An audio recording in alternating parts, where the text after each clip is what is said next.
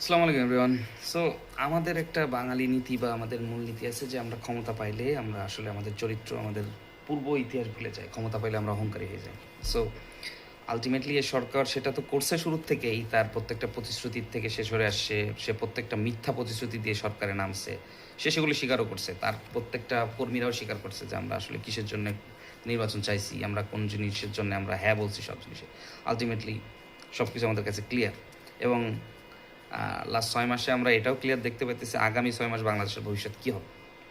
যেখানে 1 কোটি কর্মসংস্থান জোগাড় করার কথা ছিল, সেখানে বাংলাদেশে অলরেডি বিদ্যুৎ গ্যাসের অভাবে 65,000+ পিপল জবলেস।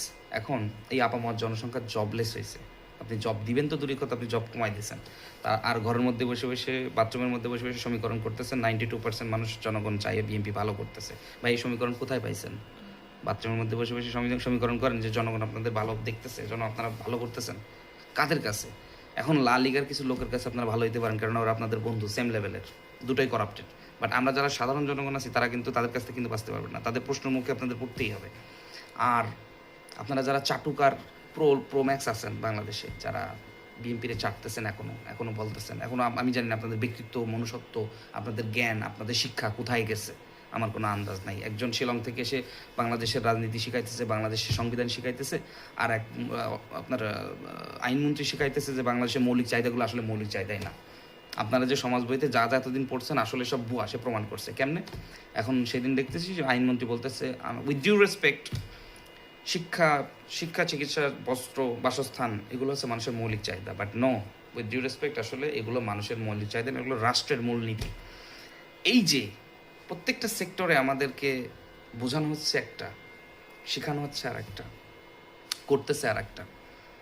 মন্ত্রীরাও আসতেছে এবং দেশের বাইরে থেকে মন্ত্রী ইম্পোর্ট করা হচ্ছে, প্রতিমন্ত্রী। এখন এতে আমার কোনো অবজেকশন নেই। কেন বলি? আমাদের প্রধানমন্ত্রী তো দেশের বাইরের মাল। আর বাংলাদেশের ইতিহাসে এতদিন রাজনীতি যারা করছে তারা তো দেশের নাগরিক না।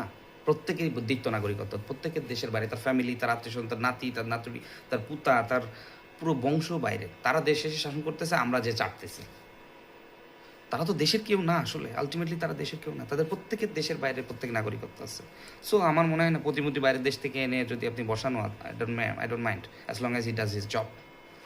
এখন এটা যদি হইতো, এটা যদি করা যেত যে বাংলাদেশের নাগরিকত্বই হইতে হবে, বাংলাদেশের বাইরে আপনি যাইতে পারবেন না, তাহলে এখানে বাংলাদেশে রাজনীতি করার মতন লোকজন খুব কম আছে। জামাতের কিছু আছে, শিবিরের পোলাপান আছে, এনসিপি পোলাপান আছে, এরা দেশ চালাবে। আপনাদের এতেও সহ্য হচ্ছে না, কারণ এদের শরীর ভালো হয়েছে, ভালো শার্ট পরতেছে, কারোর হচ্ছে ভালো গাড়ি পড়ছে, প্রাডো কেন চালাইলো, ওয়েস্ট ইন্ডিজে হাঁস কেন খাইলো, এইটা নিয়ে আপনাদের